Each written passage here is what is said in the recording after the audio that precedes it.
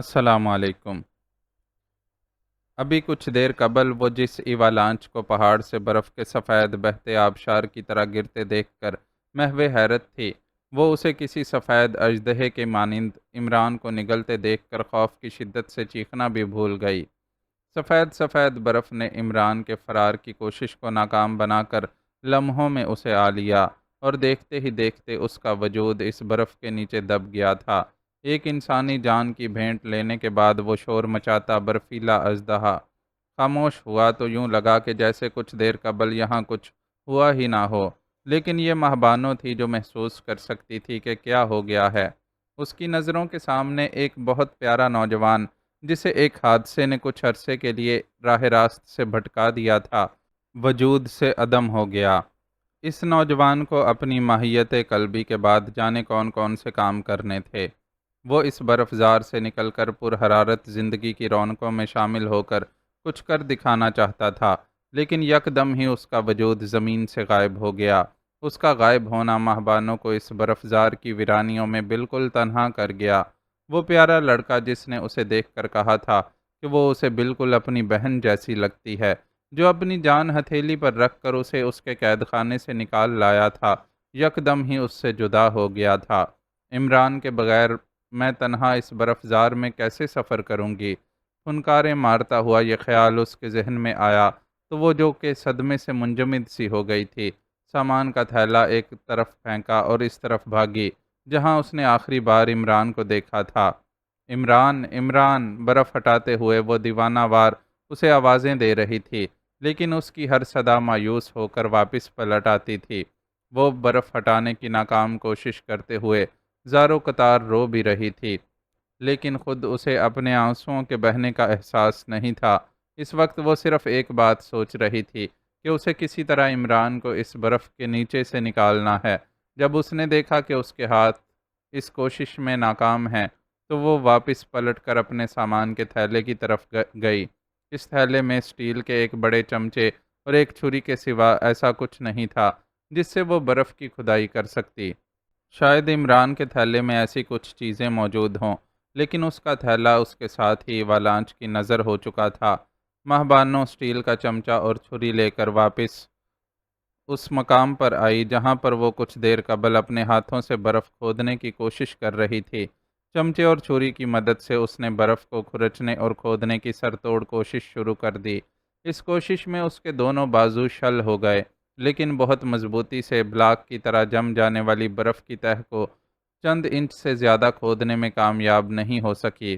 بالآخر اسے احساس ہو گیا کہ وہ ایک سعی لا حاصل میں مصروف ہے۔ اول تو وہ اس برف کو کھود نہیں سکے گی، اور اگر ایک طویل جدوجہد کے بعد کھودنے اور ہٹانے میں کامیاب ہو بھی جاتی ہے تو اتنی دیر بعد عمران کا وہاں سے زندہ نکلنا ممکن نہیں ہوگا۔ ناکامی کے اس احساس نے اس کی ہمت توڑ دی، اور وہ وہیں برف پر گر کر بے بسی سے رونے لگی۔ اس رونے میں عمران جیسے پرخلوص نوجوان کی ناگہانی موت کا غم بھی شامل تھا، اور اپنی تنہائی کا خوف بھی۔ کافی دیر تک وہ ان دونوں احساسات کے تلے برف پر چت لیٹی آنسو بہاتی رہی۔ انشاءاللہ ہم یہاں سے ضرور نکلنے میں کامیاب ہوں گے، تمہیں مایوس ہونے کی ضرورت نہیں ہے۔ جیسے اللہ تمہیں پہلے ہر مصیبت سے بچاتا رہا ہے، ویسے ہی یہاں سے بھی بچا کر نکال دے گا۔ روتے روتے اس کے ذہن میں عمران کے الفاظ گونجے۔ بہت زیادہ وقت تو نہیں گزرا تھا عمران کو اس سے یہ الفاظ کہے ہوئے، ابھی مشکل سے چند گھنٹے ہی تو گزرے تھے، اور اس کے ان الفاظ کے ادا کرنے کے بعد اگلے ہی لمحے اللہ نے اس کے ان الفاظ کی تصدیق بھی کر دی تھی۔ ایک دراڑ اسے نگلنے کو ہی تھی جب عمران نے یکدم اسے پیچھے کی طرف کھینچ کر گرنے سے بچا لیا تھا۔ وہ نہ تو اس دراڑ میں گر کر منجمد ہوئی تھی، نہ ہی زندگی میں پہلی بار بھگتی جانے والی برف باری نے اسے کچھ کیا تھا۔ یہ بھی ایک اتفاق ہی تھا کہ وہ ایوالانچ آنے کے وقت سامان کی زیادتی کی وجہ سے عمران کے بالکل ہم قدم چلنے کے بجائے اس سے کافی پیچھے چل رہی تھی، ورنہ دوسری صورت یہ بھی تو ہو سکتی تھی کہ وہ عمران کے ساتھ ہی اس منو برف کے نیچے دفن ہو جاتی اور اس کا نام و نشان بھی باقی نہیں رہتا۔ پھر کسے خبر ہوتی کہ پنجاب کے میدانوں میں رہنے والی مہبانو، جو اپنی بقا کی جدوجہد کرتے کرتے اس برف زار میں پہنچ گئی تھی، برف تلے کہاں اور کس مقام پر خود بھی برف ہو گئی ہے۔ عمران نے یقیناً صحیح کہا تھا۔ اللہ ہر مقام پر ہر لمحے اس کی حفاظت ہی تو کر رہا تھا، پھر وہ کیوں مایوسی کا شکار ہو کر کفران نعمت کی مرتکب ہو رہی تھی؟ اسے تو اللہ کی ان مہربانیوں کے جواب میں شکر ادا کرنا چاہیے تھا۔ یہاں بیٹھ کر اپنی موت کا انتظار کرنے سے بہتر ہے کہ آخری سانس تک جدوجہد کی جائے۔ یہ الفاظ بھی کچھ دیر قبل عمران نے کہے تھے۔ یہ بات کہتے ہوئے اس کی حالت کتنی خراب تھی۔ گولی کی تکلیف اور بخار کی شدت کے باوجود وہ مایوس ہونے کے لیے راضی نہیں تھا، تو پھر وہ کیسے اپنے صحیح سالم ہاتھ پیروں کے ساتھ ہمت چھوڑ سکتی تھی؟ اسے بھی سفر جاری رکھنا تھا۔ اس وقت تک کوشش کرنی تھی جب وہ یا تو اس برف زار سے نکلنے میں کامیاب ہو جاتی، یا پھر عمران ہی کی طرح مشیت ازدی اسے اس برف زار کا پیوند بنا دیتی۔ آنے والا وقت پردہ غیب سے کیا سامنے لانے والا تھا، اس کا علم تو اس عالم الغیب کے علاوہ کسی کو نہیں تھا، لیکن بندہ خدا ہونے کی حیثیت سے اس پر اپنی جان کی حفاظت فرض تھی۔ اس فرض کا احساس دل میں جاگتے ہی وہ اپنی جگہ سے اٹھی اور سامان کا تھیلا شانوں پر لادتے ہوئے ایک بار پھر ایک نئے عزم سے چلنے لگی، لیکن اس کی آنکھیں پرنم تھیں اپنے اس ساتھی کے لیے جسے وہ اس برف زار میں منو برف کے نیچے تنہا چھوڑ کر جا رہی تھی۔ آذر کے گھر سے نکلنے کے بعد مشابرم خان نے ہسپتال کا رخ کیا۔ رات ہو چکی تھی اور وہ صغیر بیگ کے بیان کی تصدیق کے لیے کسی سے ملنے نہیں جا سکتا تھا۔ صغیر بیگ نے نیاز علی کی کارروائیوں کی طرف سے مکمل لا علمی کا اظہار کرتے ہوئے اسے بتایا تھا کہ وہ نیاز علی کو پرانا ڈرائیور ہونے کی وجہ سے خصوصی رعایت دیتا تھا اور اکثر اوقات کسی ایکسپیڈیشن ٹیم کو واپس لینے جانے سے ایک رات قبل ہی نیاز علی جیپ اپنے ساتھ اپنے گھر لے جاتا تھا۔ ان حالات میں بہت ممکن تھا کہ نیاز علی جو کچھ کرتا رہا تھا اس سے صغیر بیگ واقف نہ ہو سکا ہو۔ بہرحال اسے صغیر بیگ کے اس بیان کی تصدیق کرنی تھی اور تصدیق کے لیے صبح کا انتظار لازمی تھا۔ چنانچہ اس نے وہ وقت ماں کے پاس ہسپتال میں گزارنا مناسب سمجھا۔ وہ ہسپتال پہنچا تو نائٹ ڈیوٹی پر موجود ڈاکٹر ماں کا معمول کا چیک اپ کرنے میں مصروف تھا۔ آپ کیا کہتے ہیں ڈاکٹر صاحب، کیسی حالت ہے ان کی؟ اس نے ڈاکٹر سے پوچھا۔ وہی پہلے جیسی، ان کے جسم کے سارے اعضاء درست کام کر رہے ہیں، لیکن ذہن کو لگنے والے شوق کی وجہ سے خود ان کے اپنے اندر جاگنے اور آنکھیں کھولنے کی خواہش پیدا نہیں ہو پا رہی۔ اس قسم کے مریضوں کے بارے میں بھی کوئی حتمی بات کہنا ممکن نہیں ہوتا۔ یہ چند دنوں میں بھی ہوش میں آ سکتی ہیں اور کئی سال بھی لگ سکتے ہیں۔ بعض اوقات ایسے مریض اسی حالت میں موت سے ہمکنار ہو جاتے ہیں۔ ڈاکٹر نے بہت صاف گوئی کے ساتھ اس کے سوال کا جواب دیا۔ وہ خود بھی اس حقیقت سے واقف تھا، لیکن بس ایک بے نام سی امید تھی جو اسے بار بار ڈاکٹروں سے سوال کرنے پر اکساتی تھی۔ اگر میں انہیں اسلام آباد یا لاہور کے کسی ہسپتال لے جاؤں تو کوئی فرق پڑ سکتا ہے؟ ایز یو وش، لیکن میرے خیال میں تو اس سے کوئی فرق نہیں پڑے گا۔ البتہ کوشش کر لینے میں کوئی حرج نہیں، ڈاکٹر نے شانے اچکاتے ہوئے کہا اور آگے بڑھ گیا۔ مشابرم خان تھکے تھکے انداز میں ماں کے بستر کے قریب رکھی کرسی پر آنکھیں موند کر بیٹھ گیا۔ اس کیفیت میں بیٹھے اسے تھوڑی ہی دیر گزری تھی کہ یوں ہی اس کے دل میں اپنا موبائل چیک کرنے کا خیال آیا۔ خیال آنے پر اس نے جیب میں ہاتھ ڈال کر موبائل نکالنا چاہا، لیکن موبائل موجود نہیں تھا۔ وہ بے چین سا ہو کر کھڑا ہو گیا اور اپنی ساری جیبیں ٹٹولنے لگا، لیکن کسی بھی جیب سے موبائل برآمد نہ ہو سکا۔ یہ ایک پریشان کن صورتحال تھی۔ وہ ذہن پر زور دینے لگا کہ موبائل کہاں رہ سکتا ہے۔ اسے اچھی طرح یاد تھا کہ صغیر بیگ کے پیچھے روانہ ہونے سے قبل اس نے اپنے موبائل سے جیپ کے لیے کال کی تھی، یعنی اس وقت تک موبائل اس کے پاس موجود تھا۔ اب دو ہی صورتیں ممکن تھی کہ یا تو موبائل اس وقت جب کہ وہ صغیر بیگ کو بے ہوش کرنے کے بعد اپنی جیپ میں منتقل کر رہا تھا، جائے وقوعہ پر ہی گر گیا تھا، یا پھر آذر کے گھر پر رہ گیا تھا۔ اگر آذر کے گھر میں رہ گیا تھا تو خیر تھی، لیکن جائے وقوعہ پر گر جانے کی صورت میں اسے ایک بار پھر پولیس کی تفتیش کا سامنا کرنا پڑتا۔ نیاز علی والے معاملے میں اس کی پوزیشن پہلے ہی کچھ مشکوک تھی۔ اب صغیر بیگ کے اغوا کیے جانے کے مقام پر اس کا موبائل پولیس کو مل جاتا تو اس کے لیے دامن بچانا مشکل ہو جاتا۔ وہ پریشان سا ہو کر ہسپتال سے نکلا۔ کرائے کی جیپ اب بھی اس کے پاس موجود تھی، لیکن جیپ استعمال کرنے کے بجائے اس نے پیدل جانا مناسب سمجھا۔ اگر موبائل سڑک پر کہیں گرا تھا تو اسے پیدل چل کر تلاش کرنا زیادہ بہتر ہوتا، کیونکہ اس طرح اس کے نظر میں آ جانے کے زیادہ امکانات ہوتے۔ کشمکش اور الجھن کا شکار وہ پیدل چلتا ہوا اس سڑک پر پہنچ گیا جہاں سے اس نے صغیر بیگ کی جیپ رکوا کر اسے اغوا کیا تھا۔ سڑک پر قدم رکھتے ہی اسے ٹھٹک کر رک جانا پڑا۔ عموماً ویران پڑا رہنے والا وہ راستہ اس وقت ویران نہیں تھا، اور وہاں پولیس کے چند سپاہی نظر آ رہے تھے جو اپنے ہاتھوں میں روشن ٹارچیں تھامے ارد گرد کا جائزہ لے رہے تھے۔ اس جگہ بہت زیادہ لوگوں کا گزر نہ ہونے کی وجہ سے یقیناً پولیس کو دیر سے وقوع کی اطلاع ملی تھی، اس لیے وہ لوگ اس وقت کارروائی کر رہے تھے۔ پولیس کی موجودگی میں اس کا وہاں جانا خطرناک ثابت ہوتا، چنانچہ وہ الٹے پیروں پلٹ گیا اور راستہ بدل کر آذر کے گھر کا رخ کیا۔ اب وہ اس امید پر ہی تکیہ کر سکتا تھا کہ اس کا موبائل آذر کے گھر پر مل جائے تاکہ وہ پولیس کی گرفت میں آنے سے محفوظ رہ سکے۔ پریشانی کے عالم میں وہ تیز تیز قدم اٹھاتا ہوا آذر کے گھر پہنچا۔ صغیر بیگ رسیوں سے بندھا ہوا اسی حالت میں پڑا تھا جس حالت میں وہ اسے چھوڑ کر گیا تھا۔ اس کی آمد کو محسوس کر کے صغیر بیگ کا جسم ذرا سا کسمسایا، لیکن مضبوط بندشوں کی وجہ سے نہ تو وہ حرکت کر سکتا تھا اور نہ ہی مشابرم خان نے اس کی آواز نکالنے کی گنجائش چھوڑی تھی۔ چنانچہ بیچارہ بے بسی سے بس کسمسا کر ہی رہ گیا۔ مشابرم خان اسے نظر انداز کرتے ہوئے اپنا موبائل تلاش کرنے لگا۔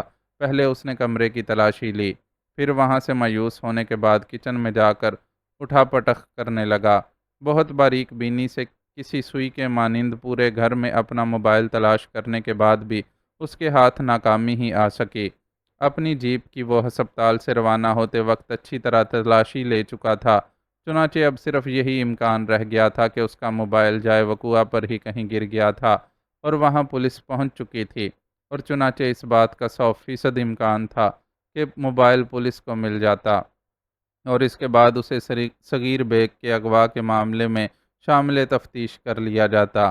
وہ اپنے ذہن میں اس متوقع تفتیش سے نمٹنے کی ترکیبیں سوچتا ہوا ایک بار پھر آذر کے گھر سے نکل کر ہسپتال کی طرف روانہ ہو گیا۔ موجودہ حالات میں ضروری تھا کہ وہ آذر کے گھر سے دور کسی پبلک پلیس پر رہتا تاکہ کچھ ایسے گواہ مل جاتے جو پولیس کو یہ بتا سکتے کہ اس نے آج کے دن اور رات کا زیادہ تر حصہ اپنی ماں کے ساتھ ہسپتال میں گزارا ہے۔ ہسپتال پہنچ کر ماں کے بستر کے قریب رکھی کرسی پر بیٹھ کر اس نے سوتی جاگتی کیفیت میں رات گزاری۔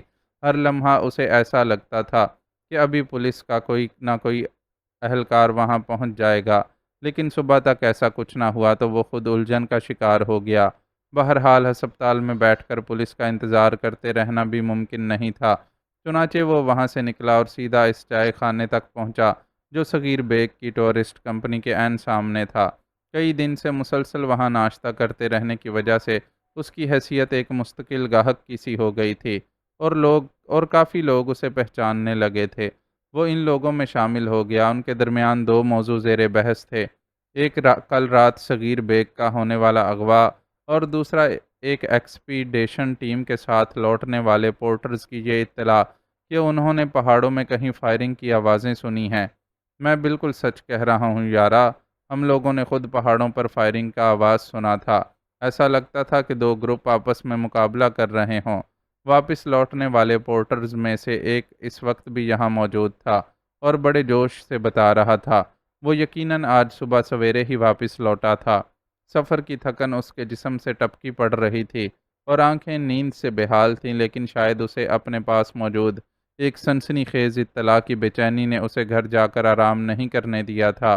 ہو سکتا ہے کہ پاکستان اور بھارت کی فوجیں آپس میں فائرنگ کر رہی ہوں۔ کبھی کبھی دونوں فوجوں کے درمیان ایسی جھڑپ ہو جاتی ہے۔ مشابرم خان نے تفصیلات جاننے کے لیے ایسے ہی ایک نکتہ بیان کیا، ورنہ وہ خود فائرنگ کی اطلاع سن کر چونک گیا تھا۔ اس کے ذہن میں پوری طرح یہ بات موجود تھی کہ کچھ لوگ ہیں جو پہاڑوں پر خفیہ طور پر بسیرا کیے ہوئے ہیں۔ جس طرح ان لوگوں نے اکرم خان کو قتل اور ماہبانوں کے اغوا کی کارروائی کی تھی، اس سے یہی اندازہ لگایا جا سکتا تھا کہ وہ کوئی پرامن یا بے ضرر لوگ نہیں ہیں۔ اگر انہوں نے دنیا سے کٹ کر برف پوش پہاڑوں میں اپنا ٹھکانہ بنایا تھا تو یقیناً ان کے کچھ ایسے مذموم مقاصد تھے جنہیں وہ سب سے چھپا کر رکھنا چاہتے تھے۔ پہاڑوں سے واپس لوٹنے والے پورٹر کی سنائی گئی اطلاع پر اس کا ذہن لامحالہ ان لوگوں کی طرف چلا گیا۔ پاک بھارت فوج کا جہاں ایک دوسرے سے واسطہ پڑتا ہے، وہ پوزیشن الگ ہے۔ ہم نے جس طرح سے فائرنگ کا آواز سنا، ادھر تو سرے سے کوئی جاتا ہی نہیں۔ پاک فوج کا بھی ادھر کوئی کیمپ نہیں ہے۔ ہم نے جس طرف سے فائرنگ کا آواز سنا، وہ جگہ تو ہمارے ٹریک سے بھی بہت ہٹ کر تھا۔ ہمیں بھی بس دور کی ہی آواز سنائی دی تھی، پر وہ اتنی دور کی بھی آواز نہیں تھی کہ ہم اسے پاک بھارت فوج کی جھڑپ سمجھتے۔ پورٹر نے کچھ خفگی کے ساتھ اس کے سوال کا جواب دیا۔ اچھا، یہ تو بڑی حیرت کی بات ہے۔ ذرا لوکیشن تو بتاؤ تاکہ ہمیں بھی کچھ اندازہ ہو سکے کہ یہ سب کس طرف ہوا، مشابرم خان نے تجسس سے پوچھا۔ جواباً پورٹر نے اسے لوکیشن کی تفصیل کہہ سنائی۔ میرے خیال میں اس طرف پاک آرمی نے اپنا کوئی نیا یونٹ قائم کیا ہوگا اور وہ لوگ اپنی کوئی مشق کر رہے ہوں گے۔ اس طرح حکومت کی کوئی نہ کوئی خفیہ کارروائی چلتی ہی رہتی ہے۔ وہ تو اتفاق تھا کہ تم لوگوں نے فائرنگ کی آواز سن لی، ورنہ نہ جانے پہاڑوں میں کہاں کہاں آرمی نے اپنے ٹھکانے بنا رکھے ہیں۔ محفل میں شامل ایک شخص نے خیال آرائی کی، جس سے دوسرے افراد نے بھی اتفاق کیا۔ وہ لوگ اس حیرت انگیز فائرنگ کی کوئی دوسری توجیہ پیش کرنے کے قابل بھی نہیں تھے۔ نہ جانے یہاں کیا کیا ہونے لگا ہے، ورنہ ہمارے علاقے سے زیادہ پرامن جگہ تو کوئی دوسری تھی ہی نہیں۔ اب صغیر بیگ صاحب کے اغوا کا معاملہ ہی لے لو، کل سے اب تک ان کی کوئی اطلاع نہیں ہے۔ بیچارے اچھے نیک اور شریف آدمی ہیں، پتہ نہیں کس مصیبت میں پھنس گئے ہیں۔ پہلے ان کا ڈرائیور نیاز علی اپنی جان سے گیا اور اب وہ خود غائب ہیں۔ ایک شخص کے اس تبصرے پر مشابرم خان چور سا بن گیا۔ ان دونوں معاملات سے ہی اس کا براہ راست تعلق بنتا تھا، لیکن شکر ہے کہ وہاں موجود افراد میں سے کسی کو اس بات کی خبر نہیں تھی کہ نیاز علی اپنی موت کے وقت اسی کے ساتھ تھا۔ وہ لوگ اس حقیقت سے بے خبر اپنے تبصروں میں مصروف رہے۔ صحیح کہہ رہے ہو بھائی، صغیر بیگ صاحب تو خیر آدمی ہی بہت اچھے ہیں، لیکن مجھے تو نیاز علی کا بھی دلی افسوس ہے۔ وہ جیسا بھی تھا اور ہم سے کتنی ہی بد اخلاقی سے پیش آتا تھا، لیکن اس کے بیوی بچوں کا سوچ کر دکھ ہوتا ہے۔ اس کے بعد کون ان لوگوں کا خیال رکھے گا؟ ایک شخص اسی درد مندی سے کہہ رہا تھا جو ان پہاڑی بود و باش رکھنے والوں کی ازلی خاصیت ہے۔ اس بات کا تو سب کو افسوس ہے، لیکن سنا ہے کہ نیاز علی کچھ غلط کام کرنے لگا تھا اور اس کے پاس پیسہ بھی بہت آ گیا تھا۔ غلط دھندے میں پڑنے والوں کے ساتھ کب کیا ہو جائے کچھ معلوم نہیں ہوتا۔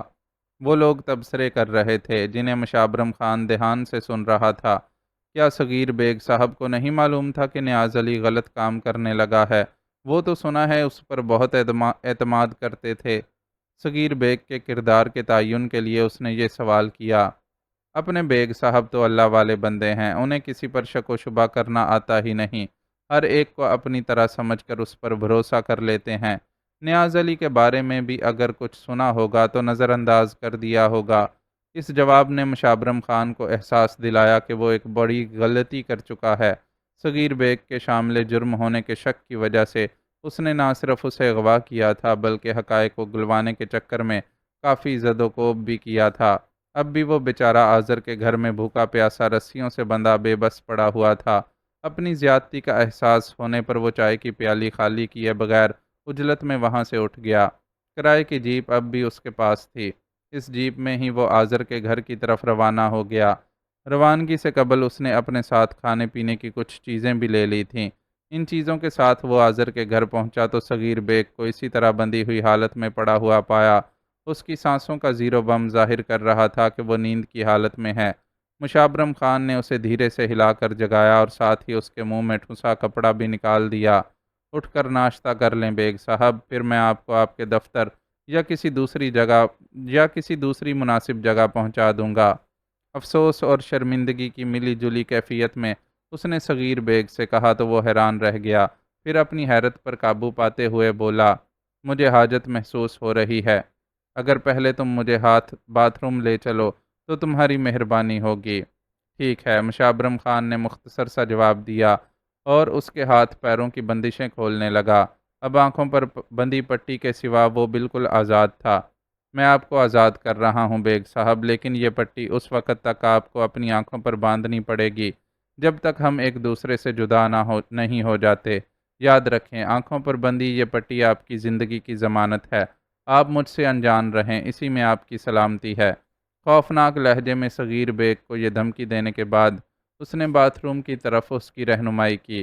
وہاں سے فارغ ہونے کے بعد اس نے صغیر بیگ کو ناشتہ کروایا اور پھر اسے جیپ میں بٹھا کر وہاں سے روانہ ہو گیا۔ روانہ ہونے سے پہلے اس نے اس کے ہاتھ ایک بار پھر احتیاطاً باندھ دیے تھے۔ اس کی فرما برداری کے باوجود وہ خود اپنے لیے کوئی خطرہ مول نہیں لے سکتا تھا۔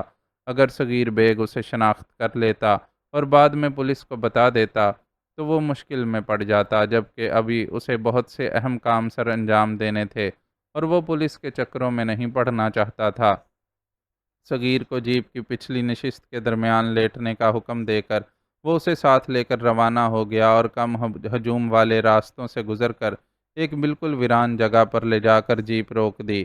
اٹھ جائیے بیگ صاحب، ہمارا ساتھ یہیں تک تھا، اب آپ آزاد ہیں۔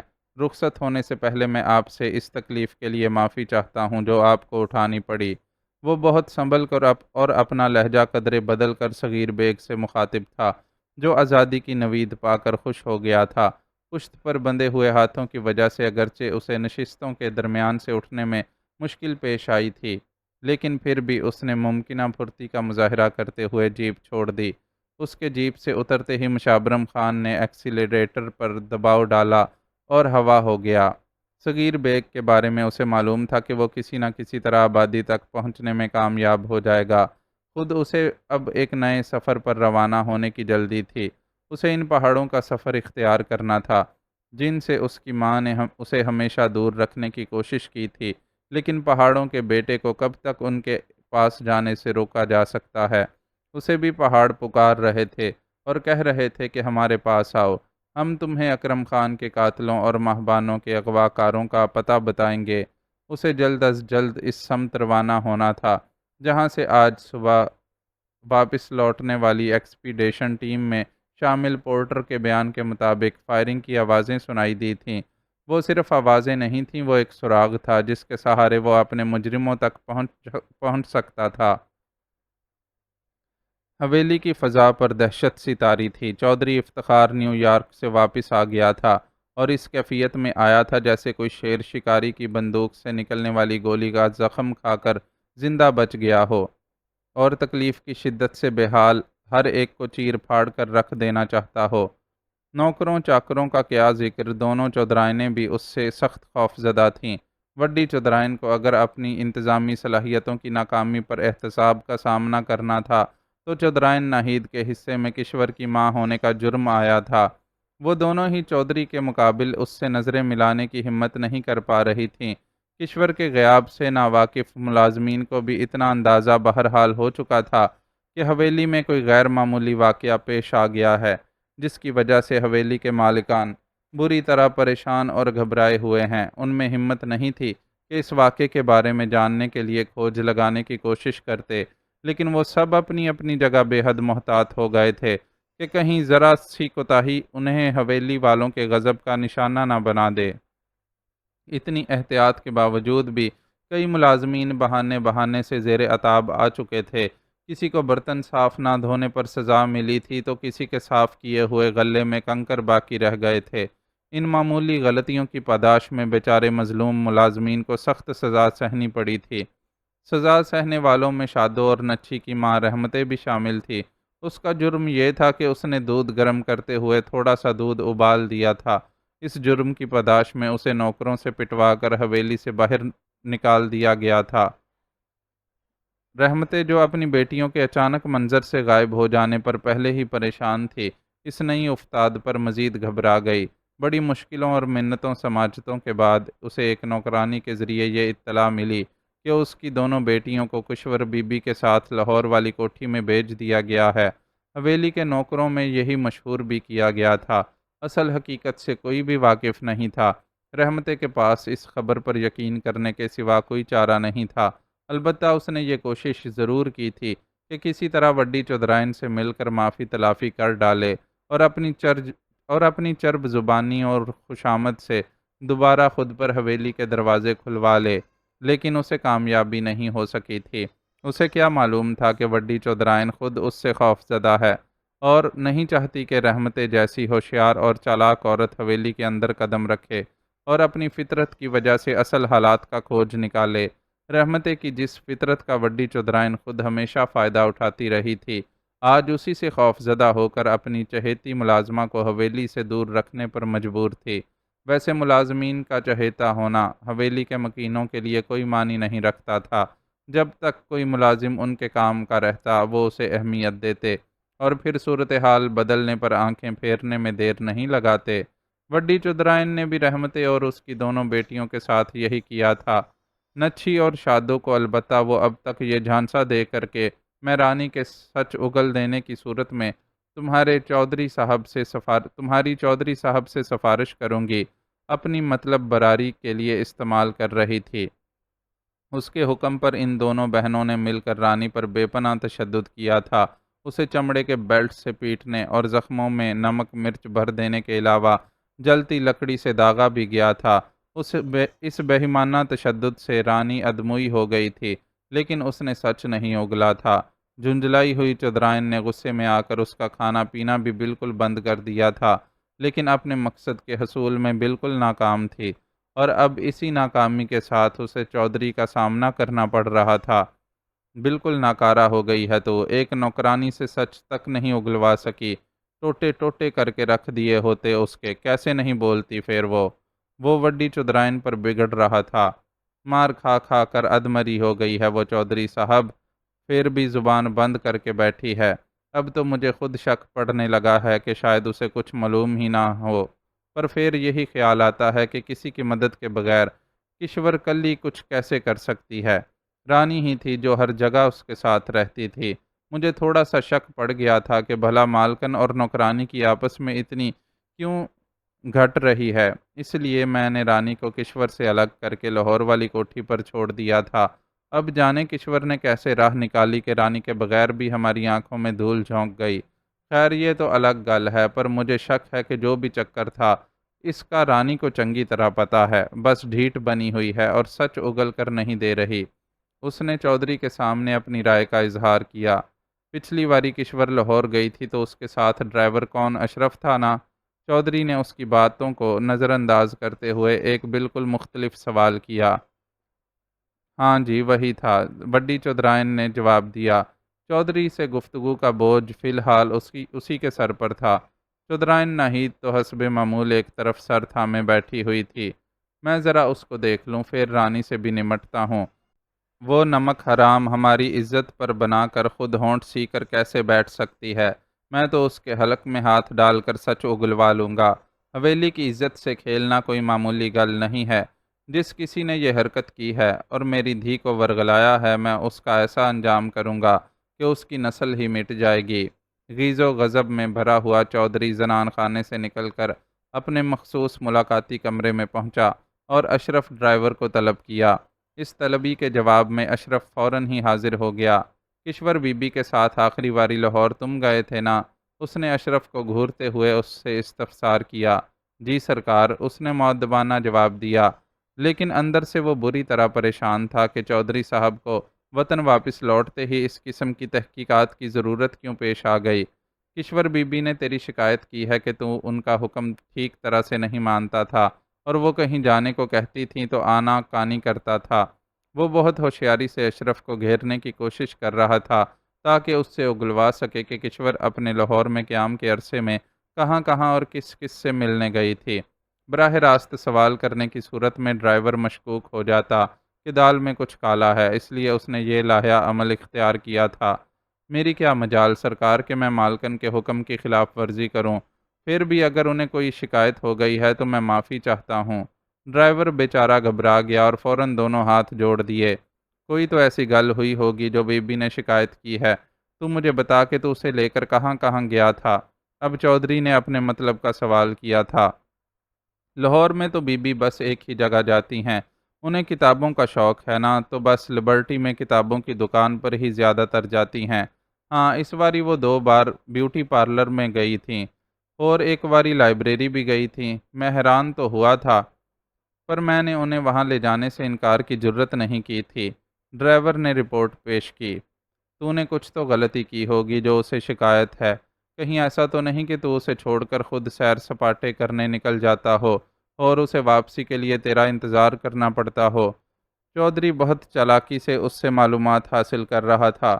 خوف زدہ و پریشان ڈرائیور کے لیے اس کی اس چالاکی کو سمجھنا ممکن ہی نہیں تھا۔ نہیں سرکار، اپنی مرضی سے تو میں کبھی کہیں نہیں گیا۔ ایک باری بی بی نے پارلر سے خود ہی واپس بھجوا دیا تھا کہ مجھے دیر لگے گی، تم کوٹھی واپس چلے جاؤ، بعد میں آ کر لے جانا۔ اس کے علاوہ تو میں کبھی انہیں کہیں چھوڑ کر نہیں ہٹا۔ بی بی جہاں بھی جاتی تھیں میں باہر ہی گڈی لے کر کھڑا رہتا تھا۔ وہ بیچارہ گھبرایا ہوا اپنی صفائیاں پیش کر رہا تھا۔ اس کی باتوں سے چودھری نے اندازہ لگایا کہ جب کشور پارلر گئی تھی تو یقیناً ڈرائیور کو واپس کوٹھی بھجوا کر درمیان میں خود کہیں غائب ہو گئی تھی، لیکن ظاہر ہے ڈرائیور کو اس کا علم نہیں ہو سکتا تھا۔ ٹھیک ہے، ابھی تو میں تجھے کچھ نہیں کہہ رہا، بعد میں رانی سے پوچھوں گا، اسے بھی تو سب پتہ ہوگا کہ تو کتنی دیر لگا کر واپس بی بی کو لینے جاتا تھا۔ وہ بھی تو بی بی کے ساتھ ہی ہوتی تھی نا، یا کوٹھی پر رہ جاتی تھی۔ اب وہ اس معاملے میں رانی کے کردار کا تعین کر رہا تھا۔ زیادہ تر تو بی بی کے ساتھ ہی رہتی تھی، بس جب بی بی بیوٹی پارلر گئی تھیں تو تب انہوں نے رانی کو بھی میرے ساتھ واپس کوٹھی بھجوا دیا تھا۔ ڈرائیور کے اس بیان نے رانی کی بے پناہ مشکوک محسوس ہونے والی حیثیت کو ذرا سا سنبھالا دیا، لیکن وڈی چودھرائن کی طرح چودھری کو بھی کچھ یقین سا تھا کہ کشور اکیلی کوئی چکر نہیں چلا سکتی۔ یقیناً رانی اس کی رازداں ہوگی، کیونکہ اونچی دیواروں والے محلوں اور حویلیوں میں جہاں قدم قدم پر پہرے ہوں، ہمیشہ قریبی ملازمین ہی چور راستوں تک رہنمائی کرتے ہیں۔ چل ٹھیک ہے، تو جا، میں رانی سے پوچھتا ہوں۔ چودھری نے اسے چلتا کیا۔ بے پناہ ذہنی دباؤ اور غصے میں ہونے کے باوجود اس پوری گفتگو کے دوران اس نے بڑے تحمل کا مظاہرہ کیا تھا۔ اپنے رویے سے وہ ڈرائیور کو کسی شک میں مبتلا ہونے کا موقع نہیں دے سکتا تھا۔ ڈرائیور کو رخصت کرنے کے بعد وہ زنان خانے میں آیا۔ وہ کسی کو بھیج کر رانی کی ماں اور چھوٹے بھرا کو حویلی بلوا لے۔ اپنے ذہن میں پلتے منصوبے کے پیش نظر اس نے چودھرائن کو حکم دیا، ہلا چودھری صاحب۔ وہ فوراً حکم کی تعمیل کے لیے لپکی۔ رانی کی ماں بھی ان ملازماؤں میں شامل تھی جو اس کے زیر عتاب آئی تھیں۔ اسے بھی اس نے ایک معمولی غلطی پر سخت سزا دی تھی اور ساتھ ہی حویلی میں داخلے پر پابندی لگا دی تھی۔ حویلی والوں کے ظلم و ستم کے باوجود یہ پابندی ملازمین پر سخت گزرتی تھی، کیونکہ حویلی آ کر وہاں کے مکینوں کی خدمت نہ کرنے کا مطلب تھا کہ خود ان کے اپنے گھر کا چولہا ٹھنڈا پڑ جائے۔ جہاں خدمات کا ایوزانہ ہی مشکل سے ملتا ہو، وہاں سے بغیر خدمت کے کچھ ملنا بھلا کیسے ممکن تھا؟ رحمتے کی طرح رانی کی ماں کے حویلی میں داخلے پر پابندی لگانے کا مقصد بھی یہی تھا کہ وہ اپنی بیٹی کے بارے میں کچھ نہ جان سکے۔ اب چودھری نے اسے حویلی بلوایا تھا تو اس کے پیچھے یقیناً کوئی خاص مقصد ہی تھا۔ اس کا یہ مقصد چودھرائن کو اس وقت سمجھ آیا جب وہ چودھری کے ساتھ تہہ خانے میں پہنچی۔ تہہ خانے میں رانی اس حال میں فرش پر پڑی تھی کہ اس کا پورا جسم زخموں سے چور تھا، اور وہ ذرا سی کروٹ بھی لیتی تھی تو منہ سے کراہیں نکل جاتی تھیں۔ اس کے لیے ہلنا جلنا محال ہو گیا تھا۔ خون کے اخراج، تکلیف کی شدت اور غذا کی کمی نے مل کر اس کی ساری توانائیاں نچوڑ ڈالی تھیں۔ چہرے کی حالت اتنی بری تھی کہ اس کے اصل نقش و نگار مٹ گئے تھے۔ نیل کے نشانوں اور سوجن نے مل کر اس کا چہرہ ناقابل شناخت بنا دیا تھا۔ چودھری اور وڈی چودھرائن وہاں پہنچے تو وہ آنکھیں بند کیے تقریباً نیم بے ہوشی کی حالت میں پڑی ہوئی تھی۔ اسے اٹھاؤ، چودھری نے وہاں موجود نچھی اور شادو کو حکم دیا تو نچھی نے اس کے چہرے پر پانی کا پورا جگ الٹ دیا، اور پھر دونوں بہنوں نے اس کی بغلوں میں ہاتھ ڈال کر اسے دیوار سے ٹکا کر بٹھا دیا۔ اس نے اپنی دھندلائی ہوئی آنکھوں سے سامنے موجود چودھری کو دیکھا اور اپنے درماندہ جسم پر مزید ظلم و ستم سہنے کے لیے خود کو ذہنی طور پر تیار کرنے کی کوشش کرنے لگی۔ چودھرائن نے ایک گھریلو عورت ہو کر اس پر تشدد کے متعدد طریقے آزما ڈالے تھے۔ چودھری کا قہر و ظلم مشہور تھا، جانے کون سی انتہا کر دیتا۔ اس انتہا کا سوچ کر ہی اس کی جان نکلنے لگی، لیکن زبان نہ کھولنے کا ارادہ اپنی جگہ مصمم تھا۔ تجھ سے سچ اگلوانے کے لیے بہت تشدد کیا جا چکا ہے۔ مجھے معلوم ہے کہ اب میں نے بھی تیرے ساتھ مار پیٹ کی تو سہ نہیں سکے گی اور مر جائے گی، اس لیے میں اب تیرے ساتھ کوئی مار پیٹ نہیں کروں گا۔ چودھری کے نہایت سرد لہجے میں کہے ہوئے الفاظ اس کی سماعتوں سے ٹکرائے تو وہ الجھن و حیرت میں مبتلا ہو گئی۔ چودھری نے اسے مزید تشدد نہ کیے جانے کا مژدہ سنایا تھا، لیکن اس کے لہجے کی کاٹ ایسی تھی جو ریڑھ کی ہڈی میں سنسناہٹ دوڑا دیتی تھی۔ میں نے تیری ماں اور بھرا کو حویلی بلوایا ہے۔ اب تیری جگہ ان دونوں کو رسیوں سے باندھ کر ان کے ساتھ تیرے والا سلوک کیا جائے گا۔ تیری زبان نہیں کھلی تو میں ان دونوں کی کھال کھنچوا ڈالوں گا۔ پھر میں دیکھتا ہوں کہ تو کیسے برداشت کرتی ہے۔ قہر آلود لہجے میں دی گئی اس دھمکی نے رانی کی روح کو کپ کپا ڈالا۔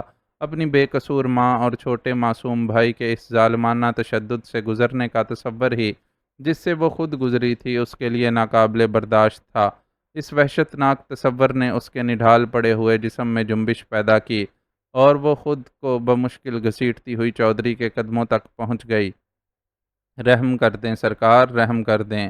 میں سچ کہتی ہوں کہ مجھے کچھ خبر نہیں کہ کشور بی بی کس کے ساتھ اور کہاں گئی ہیں۔ آپ کو میری گل کا بھروسہ نہیں تو بے شک میری کھال ادھیڑ ڈالیں، لیکن میری ماں اور بھرا کو کچھ نہ کہیں، وہ بے قصور ہیں۔ چودھری کے پیر تھامتے ہوئے اس نے اس سے درخواست کی۔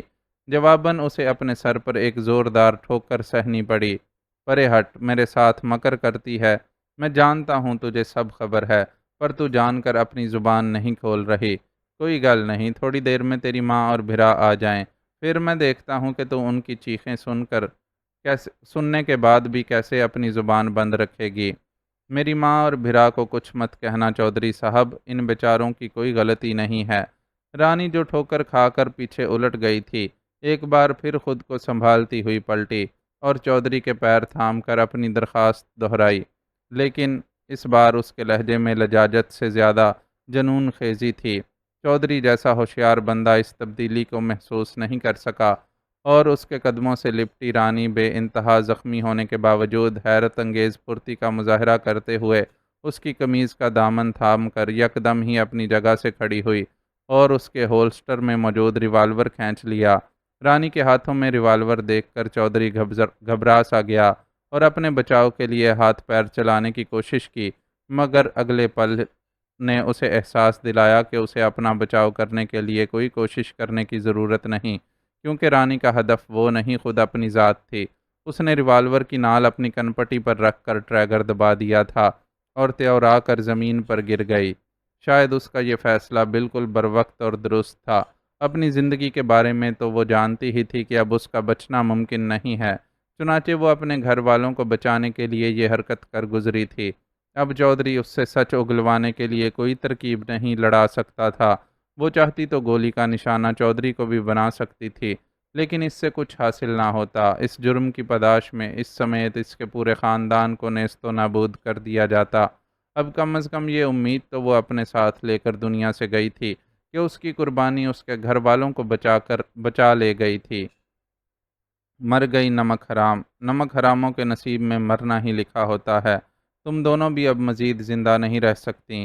چودھری جو کچھ دیر کے لیے تو رانی کی خودکشی پر ششدر رہ گیا تھا، زمین پر گرا اپنا ریوالور اٹھاتا ہوا نفرت سے بولا اور دھائیں دھائیں دو فائر اس ساری صورتحال کو پھٹی ہوئی آنکھوں سے دیکھتی نچھی اور شادوں پر داغ دیے۔ ان دونوں کو اس اچانک دبوچ لینے والی موت نے یوں ساکت کیا کہ وہ حلق سے چیخ بھی نہیں نکال سکیں اور اپنی تمام تر مکاری اور چالاکی، مطلب پرستی اور لالچ سمیت دوسرے جہاں سدھار گئیں۔ بالے دو بندے لے کر حویلی کے تہہ خانے میں پہنچ۔ وہاں 3 لاشیں پڑی ہیں، انہیں اٹھا کر کہیں بھی لے جا کر پھینک دے۔ وہیں کھڑے کھڑے چودھری نے اپنے موبائل سے بالے کا نمبر ملایا اور اسے حکم دینے کے بعد پررعونت چال چلتا ہوا واپسی کے راستے کی طرف بڑھ گیا۔ وڈی چودھرائن بھی خاموشی سے اس کے پیچھے تھی۔ تمام تر تکبر اور رعونت کے باوجود ان دونوں کے چہروں پر وہ ناکامی لکھی ہوئی تھی جس سے رانی نے انہیں دوچار کیا تھا۔ میری وزیر صاحب سے بات ہو گئی ہے، انہوں نے یقین دہانی کروائی ہے کہ بہت جلد ہی نورپور میں بجلی کی فراہمی کو ممکن بنا دیا جائے گا۔ آپ کے ذہن میں گھریلو صنعتوں سے متعلق جو منصوبے ہیں، آپ اس کی تیاری رکھیں تاکہ بجلی پہنچتے ہی آپ کے منصوبوں پر کام شروع ہو سکے۔ گزشتہ روز نورپور کا دورہ ملتوی ہونے کے بعد شہریار آج وہاں پہنچا تھا اور چودھری بختیار کے سامنے بیٹھا اس سے باتیں کر رہا تھا۔ آپ کا بہت بہت شکریہ ایسی صاحب، یہ آپ کی مہربانی ہے کہ ہمارے صرف نام کے نورپور کہلانے والے گاؤں میں بھی کچھ روشنی کی امید پیدا ہوئی۔ بجلی آنے سے گھروں میں بلب کی روشنی جو پھیلے گی سو پھیلے گی۔ مجھے تو سب سے زیادہ اسکول کی تعمیر کی خوشی ہے جس سے ہماری نئی نسل کا ذہن علم کے نور سے منور ہوگا، تب ہی نورپور صحیح معنوں میں نورپور کہلا سکے گا۔ چودھری بختیار نے اس کی دی ہوئی اطلاع پر خوشی کا اظہار کیا، لیکن وہ دیکھ رہا تھا کہ چودھری بختیار پہلے کے مقابلے میں بہت کمزور ہو چکا ہے۔ پہلے وہ جب بھی اس سے ملا تھا، وہ اپنی معذوری کے باوجود بہت پرجوش اور باہمت محسوس ہوا تھا، لیکن اب اسے دیکھنے کے ساتھ ہی کسی ٹوٹے ہوئے انسان کا خیال آ رہا تھا۔ آپ کی طبیعت تو ٹھیک ہے نا چودھری صاحب؟ کافی کمزور لگ رہے ہیں، اس نے ہمدردی سے پوچھا۔ ٹھیک ہی ہوں، جی رہا ہوں اور اس وقت تک جینا چاہتا ہوں جب تک اپنے گاؤں کے لوگوں کے لیے کچھ کر نہیں لیتا۔ یہ مظلوم لوگ اپنے ہر دکھ کے مداوے کے لیے میری ہی طرف دیکھتے ہیں، اس لیے تو دل پر بڑے سے بڑا گھاؤ سہ کر بھی خود کو سنبھالنے کی کوشش کرتا ہوں اور اٹھ کھڑا ہوتا ہوں۔ چودھری بختیار نے بے حد رنجیدگی سے اس کے سوال کا جواب دیا۔ یہ جواب دیتے ہوئے اس کی آنکھوں میں آنسوؤں کی ہلکی سی نمی بھی جھلک پڑی تھی۔ آپ کے دل پر جو تازہ گھاؤ لگا ہے اس سے میں بھی واقف ہوں، لیکن وجہ سمجھنے سے قاصر ہوں کہ آخر ایسا کیوں ہوا۔ آپ کو چودھری افتخار کے سامنے اس طرح شکست تسلیم نہیں کرنی چاہیے تھی۔ ایک ہوش مند لڑکی کی کسی ذہنی معذور لڑکے سے شادی کر دینا اتنا بڑا ظلم ہے کہ میں آپ سے اس ظلم میں شامل ہونے کی 1% بھی امید نہیں رکھتا تھا۔ وہ خود بھی بہت عرصے سے فریدہ اور بہزاد شاہ کی بے جوڑ شادی کی وجہ سے الجھن کا شکار تھا، اس لیے موقع ملتے ہی اپنی ناپسندیدگی کا اظہار کر دیا۔ اس وقت چونکہ عبد المنان ٹھیکیدار کے ساتھ مصروف تھا اور وہ اور چودھری بختیار تنہا ہی تھے، اس لیے اس موضوع پر گفتگو کی گنجائش نکالی جا سکتی تھی۔ ظلم میں نے نہیں، خود فریدہ نے اپنے آپ پر کیا تھا۔ وہ اگر چودھری کے دادا کی درگاہ پر نہ پہنچتی تو اس مشکل میں گرفتار نہیں ہوتی۔ چودھری نے اسے اپنی قید میں رکھ لیا تھا اور دھمکی دی تھی کہ اگر میں اس رشتے پر راضی نہ ہوا تو فریدہ کو کسی لائق نہیں چھوڑے گا، اس کی عزت اور جان دونوں جائیں گی۔ میں نے سوچا مر تو وہ ایک طرح گئی ہے، کیوں نہ رہی سہی عزت بچا لوں۔ اس فیصلے پر پہنچنے سے پہلے میں چودھری سے اجازت لے کر فریدہ سے ملا اور اس نے بھی مجھ سے یہی درخواست کی کہ میں چودھری کی بات مان لوں۔ بس تو پھر میرے پاس ہتھیار پھینکنے کے سوا کوئی چارہ ہی نہیں رہا۔ چودھری بختیار نے تھکے تھکے لہجے میں اپنی مجبوری کی داستان سنائی۔ آپ کو معلوم ہے کہ فریدہ وہاں کیوں اور کس کے ساتھ گئی تھی؟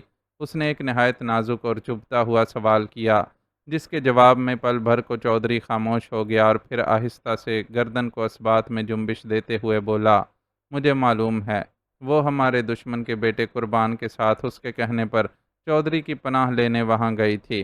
قربان کا بڑا بھائی سبحان اس روز مجھ سے ملنے آیا تھا اور بڑی دھمکیاں دے کر گیا تھا کہ اگر فریدہ اور قربان کا بیاہ ہوا تو وہ دونوں میں سے ایک کو بھی زندہ نہیں چھوڑے گا۔ اس روز پہلی بار مجھے معلوم ہوا کہ میری بہن قربان کو پسند کرنے لگی ہے اور اس سے چھپ چھپ کر ملتی ہے۔ میں جو فریدہ کے غائب ہونے سے پہلے ہی پریشان تھا، یہ جان کر بہت دکھی ہوا۔ پھر بھی میں نے یہی سوچا کہ کاش فریدہ سے چھپانے کی بجائے مجھے بتا دیتی تو میں یا تو اسے سمجھاتا یا پھر کچھ ایسا بندوبست کرتا کہ دونوں کا جلد از جلد نکاح ہو جاتا، لیکن وہ تو عشق میں اندھی ہو کر قربان کے کہنے پر میری عزت خاک میں ملا کر اس کے ساتھ پیر آباد جا پہنچی۔ وہاں جانے کیا کھیل کھیلا گیا کہ قربان کو تو چودھری نے چھوڑ دیا اور فریدہ کو اپنے قبضے میں رکھ لیا۔ ان حالات میں میرے پاس چودھری کی بات ماننے کے سوا کوئی چارہ نہیں تھا۔ فریدہ کے ایک غلط قدم نے اسے بھی نقصان پہنچایا اور میں بھی زندگی بھر کے پچھتاووں میں گر گیا۔ ویسے مجھے یقین نہیں ہے کہ قربان اس کے ساتھ مخلص تھا۔ اگر مخلص ہوتا تو فریدہ کے بیاہ کے ہفتے بھر بعد ہی اپنی بچپن کی منگ کو بیاہ کر اپنے گھر نہ لے آتا۔ میرے جاننے والوں نے بتایا ہے کہ قربان کے بیاہ پر بڑی رونق تھی، خوب ڈھول تاشوں اور پٹاخوں کے ساتھ ان لوگوں نے جشن منایا اور خود قربان نے بھی بڑھ چڑھ کر ہر رسم میں حصہ ڈالا۔ اگر اسے فریدہ سے محبت ہوتی تو کیا اس طرح بیاہ کرتا؟ مجھے یقین ہے کہ اس نے صرف میری پگ اچھالنے کے لیے فریدہ سے محبت کا ناٹک کیا تھا، جسے وہ بیوقوف لڑکی سمجھ نہ سکی۔ چودھری بختیار شہریار کے انداز سے سمجھ گیا تھا کہ وہ حالات سے کافی واقف ہے، اس لیے کھل کر اس کے سامنے گفتگو کر رہا تھا۔ شاید اسے اپنا یہ غم کہنے کے لیے کسی غم گسار کی ضرورت بھی تھی۔ اپنے گاؤں کا چودھری اور سب سے عزت دار شخص ہونے کے ناطے وہ کسی اور کے ساتھ تو یہ سب شیئر نہیں کر سکتا تھا۔ چنانچہ اب موقع ملا تھا تو نم آنکھوں کے ساتھ سب کہتا جا رہا تھا۔ قربان کی شادی کا سن کر خود شہریار کو بھی جھٹکا لگا۔ ایک بار نورپور سے واپسی میں اس نے قربان اور فریدہ کو درختوں کے ایک جھنڈ میں اس طرح ساتھ دیکھا تھا کہ انہیں قربان کے بڑے بھائی سبحان نے اپنے ساتھیوں کے ساتھ مل کر گھیر رکھا تھا اور فریدہ کی جان کے در پہ تھا۔ اس وقت قربان نے بڑے بھائی کے سامنے بھرپور مزاحمت کی تھی۔ پھر شہریار کی مداخلت کی وجہ سے اس وقت وہ جھگڑا نمٹ گیا تھا، لیکن اسی قربان کے بارے میں جو کبھی فریدہ پر اپنی جان نچھاور کرنے کے لیے تیار تھا۔ یہ جان کر کہ اس نے فریدہ کی شادی کے محض ہفتے بھر بعد ہی بڑی دھوم دھام سے خود شادی کر لی تھی، اسے بڑا دکھ ہوا۔ جس شخص کی محبت کے سہارے فریدہ اپنے محبت کرنے والے بھائی کو ہمیشہ کا دکھ دے گئی تھی، اس نے چند دن بھی اس کی جدائی کا غم نہ منایا تھا اور اپنی نئی دنیا بسا بیٹھا تھا۔ میں معذرت چاہتا ہوں چودھری صاحب، میں نے آپ کا اتنا ذاتی معاملہ چھیڑ دیا کہ آپ کو دکھی کر ڈالا، لیکن حقیقت یہ ہے کہ مجھے فریدہ کی اس طرح ایک ذہنی معذور شخص سے شادی کیے جانے پر بہت افسوس ہے۔ ایسی شادی انسانی حقوق کی پامالی کے برابر ہے، اور ذاتی طور پر میں سمجھتا ہوں کہ فریدہ کو مزید یہ رشتہ نبھانے پر مجبور نہیں کیا جانا چاہیے۔ اس رشتے کو ختم کرنا بھی آسان نہیں، جتنا میں فریدہ کو بیاہتے ہوئے مجبور تھا اتنا ہی اب بھی مجبور ہوں۔ میں نے اگر فریدہ کا نکاح ختم کروانے کی کوشش کی تو چودھری افتخار اسے اپنی عزت پر حملہ سمجھے گا، اور فی الحال میں چودھری سے کوئی دشمنی نہیں پالنا چاہتا۔ میں اپنے لوگوں کے لیے کچھ کرنا چاہتا ہوں، اور اس کام کے لیے ضروری ہے کہ میں کسی ذاتی دشمنی میں خود کو نہ الجھاؤں۔ چودھری بختیار کا لہجہ بے لچک تھا۔ شہریار سمجھ گیا کہ فریدہ نے اپنے بھائی کو جس عظیم دکھ سے دوچار کیا ہے، اس کے بعد وہ اندر سے بری طرح ٹوٹ پھوٹ گیا ہے، اور فی الحال اپنے دل میں اتنی گنجائش نہیں پاتا کہ بہن کے ساتھ کوئی ہمدردی کر سکے۔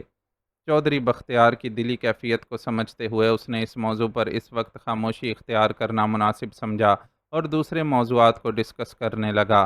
نورپور سے واپسی میں وہ وہاں کی صورتحال پر کافی مطمئن تھا۔ اسکول اور مرکز صحت کی تعمیر کے کام آخری مراحل میں تھے، اور جلد دونوں جگہ پر عوام الناس کی فلاح کا سلسلہ شروع ہو جاتا، لیکن اس ایک اطمینان کے علاوہ اس کے ذہن پر بہت سارے بوجھ بھی تھے۔ ایک طرف سجاد رانا کے قاتلوں تک رسائی حاصل نہیں کی جا سکی تھی، تو دوسری طرف مہبانو ہنوز لاپتہ تھی۔ اس کی تلاش پر مامور مشابرم خان بھی یکدم غائب ہو گیا تھا۔ سمندر خان نامی جس لڑکے کے پاس مشابرم خان کا موبائل تھا، اس نے فون پر بات چیت کر کے کچھ معلوم کرنے کی کوشش کی تھی، لیکن سمندر خان کے مطابق اسے مشابرم خان کہیں نہیں ملا تھا۔ اس لڑکے کی طرف سے مایوس ہو کر اس نے بلتستان میں موجود اپنے ہم منصب سے رابطہ کیا اور اس سے مشابرم خان کے بارے میں معلومات حاصل کرنے کی درخواست کی، تو اس کی طرف سے یہ اطلاع فراہم کی گئی کہ مشابرم خان پولیس کو مطلع کیے بغیر اسکردو سے غائب ہے، اور اس کے بارے میں صرف اتنا معلوم ہو سکا ہے کہ وہ ایک ٹورسٹ کمپنی سے طویل عرصے کے لیے جیپ کرائے پر لے کر روانہ ہوا ہے، لیکن اس نے کسی کو یہ نہیں بتایا کہ وہ کہاں اور کتنے دن کے لیے جانے کا ارادہ رکھتا ہے۔ اس کی خواہش پر اس کے ہم منصب نے وعدہ کیا تھا کہ وہ جیپ کی مدد سے جلد از جلد مشابرم خان کا کھوج لگانے کی کوشش کرے گا۔ ویسے وہ خود یہ محسوس کر رہا تھا کہ مشابرم خان کو شاید مہبانوں کا کوئی سراغ مل گیا تھا، چنانچہ وہ اس کے پیچھے جلدی میں روانہ ہو گیا تھا۔ بہرحال اس کی پریشانی تو اپنی جگہ تھی۔ ایک طرف اگر اسے مہبانوں کی فکر تھی، تو دوسری طرف وہ وفادار مشابرم خان کو بھی کھونا نہیں چاہتا تھا۔ ابھی ہمارے پاس کچھ وقت ہے، ایسا کرتے ہیں کہ تھانے کی طرف چلتے ہیں، ذرا اس عطائی ڈاکٹر سے بھی ملاقات ہو جائے جس نے ایک معصوم بچے کو موت کے منہ میں پہنچا دیا تھا۔ گاڑی نور کوٹ کی حدود میں داخل ہوئی تو اس نے اپنی خواہش ظاہر کی۔ بچے کے بارے میں اسے علم ہو گیا تھا کہ وہ اب خطرے سے باہر ہے اور ہسپتال میں اس کا مناسب علاج کیا جا رہا ہے، لیکن وہ ذاتی طور پر اس شخص سے ملنے کا خواہش مند تھا جس کی بے حسی اور دھوکہ دہی نے ایک انسانی جان کو خطرے میں ڈال دیا تھا۔ اس کی خواہش پر ڈرائیور نے گاڑی کا رخ تھانے کی طرف کر دیا۔ تھانے میں اس کی آمد کی وجہ سے حسب معمول ہلچل مچ گئی۔ اس نے سکون سے اس ہلچل کے تھمنے کا انتظار کیا اور پھر تھانے دار کو ملزم سے اپنی ملاقات کروانے کا حکم دیا۔ اس کے حکم کی تعمیل میں اس موٹے اور بدحیت عطائی کو اس کے سامنے پیش کر دیا گیا۔ وہ متاثرہ بچے کے ماموں کے بیان کردہ حلیے پر پورا اترتا تھا، اور اس کی چھوٹی چھوٹی آنکھوں سے جھانکتی چالاکی اور خباثت صاف پڑھی جا سکتی تھی۔ ہاں تو مسٹر، آپ کس کی اجازت سے بغیر کسی ڈگری اور پرمٹ کے لوگوں کا علاج بلکہ ان کی زندگیاں برباد کر رہے تھے؟ اس شخص کا بغور جائزہ لینے کے بعد اس نے ذرا سخت لہجے میں اس سے دریافت کیا۔ میں نے کسی کی زندگی برباد نہیں کی۔ رہی اجازت کی بات تو میں وہاں لوگوں کی خدمت کر رہا تھا اور خدمت کے لیے کسی اجازت کی ضرورت نہیں ہوتی۔ اس نے نہایت بے نیازی سے شہریار کے سوال کا جواب دیا۔ خوب، آپ کی وجہ سے ایک معصوم بچہ موت کے منہ میں پہنچ گیا اور آپ کہتے ہیں کہ آپ وہاں لوگوں کی خدمت کر رہے تھے؟ شہریار نے طنز و غصے سے ملی جلی کیفیت میں پوچھا۔ اس طرح کے واقعات تو ہو ہی جاتے ہیں۔ ڈاکٹر کا کام علاج کرنا ہے، آگے صحت اور زندگی دینا اللہ کے ہاتھ میں ہے۔ اس کی بے نیازی اسی طرح قائم تھی۔ بہت ہی خوب، یعنی آپ جناب ڈاکٹر ہونے کے دعوے دار ہیں۔ ذرا اپنی ڈگری تو چیک کروائیں، میں بھی تو دیکھوں کہ کس میڈیکل کالج نے آپ کو MBBS کی ڈگری عطا کی ہے۔ شہریار کے اس مطالبے پر اس شخص نے نظریں چرا لیں۔ میں اچھی طرح جانتا ہوں مسٹر کہ تم قطعی کوئی ڈگری یافتہ ڈاکٹر نہیں ہو۔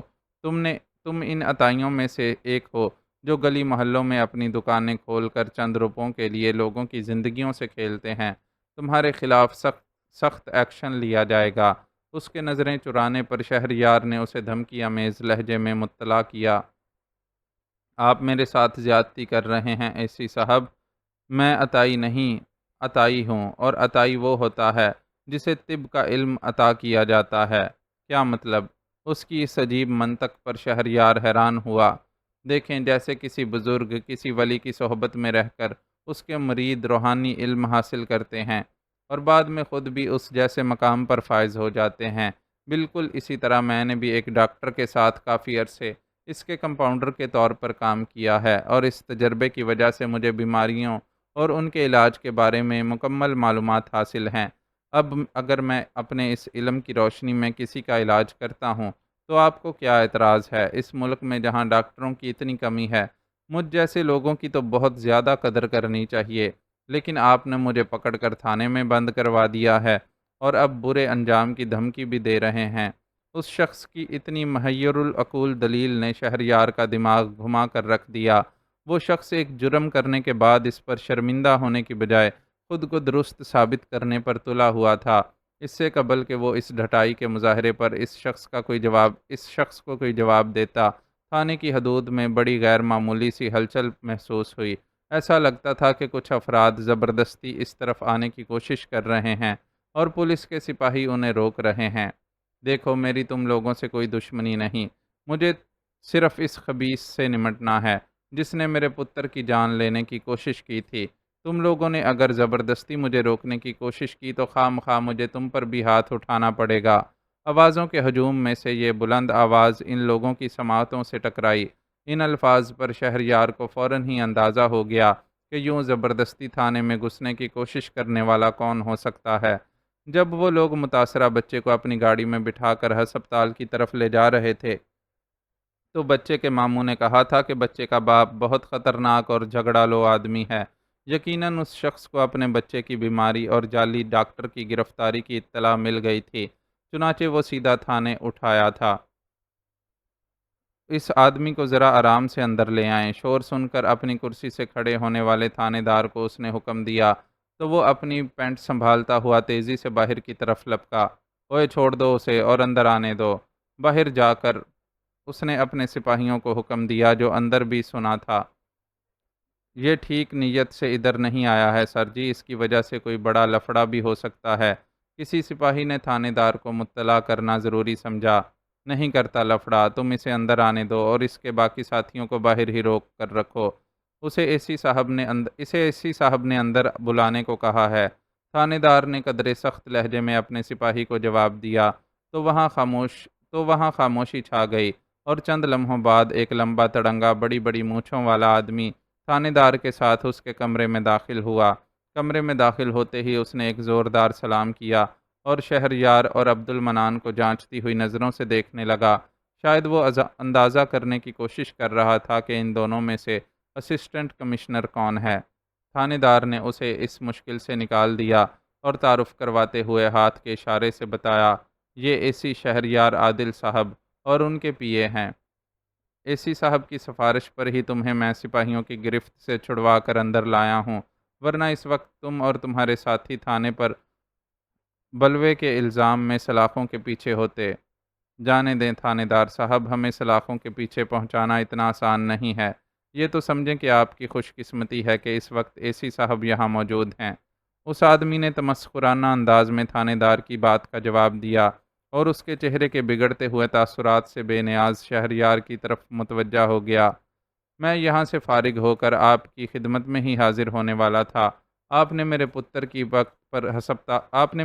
کو وقت پر ہسپتال پہنچا کر ہم پر جو احسان کیا ہے وہ میں کبھی نہیں بھولوں گا۔ آپ سمجھیں کہ اس احسان کے بدلے میں آپ نے جگو کو خرید لیا ہے۔ آج سے جگو آپ کا غلام ہے۔ آپ دن رات کے جس پہر میں یاد کریں گے اور مجھے کوئی حکم دیں گے، میں فوراً اسے پورا کرنے کے لیے حاضر ہو جاؤں گا۔ وہی شخص جو ابھی لمحہ بھر پہلے تھانے دار سے تمسخرانہ لہجے میں بات کر رہا تھا، اب سراپا نیازمند بنا شہریار سے مخاطب تھا۔ تمہاری اس آفر کے بارے میں تو میں بعد میں سوچوں گا، لیکن پہلے تم یہ بتاؤ کہ تھانے میں داخل ہونے کا یہ کون سا طریقہ ہے؟ اگر تمہیں یہاں کوئی کام تھا تو تم آرام سے بھی آ کر بات کر سکتے تھے۔ شہریار نے اسے ٹوکا۔ اسے جگو کے چند جملے سن کر ہی اندازہ ہو گیا تھا کہ وہ کوئی پہنچی ہوئی چیز ہے جو بہرحال کوئی شریفانہ زندگی نہیں گزار رہا ہے، لیکن اپنی ذات کے برعکس اس کا غیر مضر ہونا بھی وہ بھانپ چکا تھا۔ اس کے برعکس تھانے دار کافی تناؤ کا شکار تھا اور اس نے اپنا دایاں ہاتھ یوں ریوالور کے دستے پر رکھا ہوا تھا کہ جگو اگر ذرا سی بھی غلط حرکت کرتا تو وہ اسے نشانہ بنا لیتا۔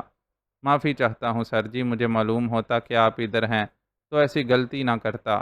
میں تو یہاں اس خبیث کا ٹینٹوا دبانے آیا تھا جس کی وجہ سے میرا پتر ہسپتال پہنچ گیا ہے۔ اس نے مستقل مزاجی سے غین کی جگہ گاف کا استعمال کرتے ہوئے اپنا ارادہ بتایا تو شہریار نے دل ہی دل میں شکر ادا کیا کہ اس نے تھانے دار کے کمرے سے باہر نکلتے ہی وہاں موجود سپاہی کے ذریعے اس جعلی ڈاکٹر کو واپس لاک اپ میں بھجوا دیا تھا، ورنہ ہو سکتا تھا کہ اس کی موجودگی کے باوجود وہاں صورتحال بگڑ جاتی۔ تم جانتے ہو کہ یہ کھلی بدماشی ہے۔ مجرموں سے نمٹنا پولیس کا کام ہے۔